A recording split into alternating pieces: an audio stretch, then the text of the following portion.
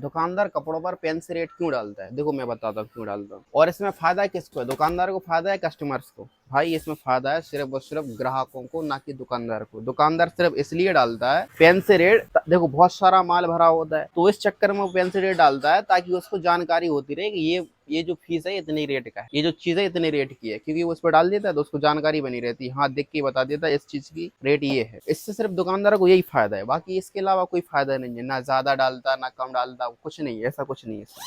ठीक है, देखो एक मैं उदाहरण देता हूँ आपको। जैसे कि इस पर जो शर्ट है, इस पर पेन से रेट लिखी 350 रुपये, ठीक है, और इस पर MRP लिखी 999 रुपया।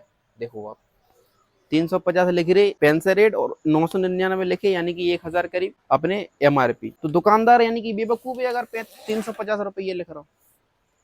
999 लिखा रहने दे, ठीक है, 999 लिखा रहेगा। ग्राहक को मोटा मोटा 700 बता दो, तब भी 300 रुपया लेस हो रहा है ना। फिर भी 350 और 700 में कितना गैप है?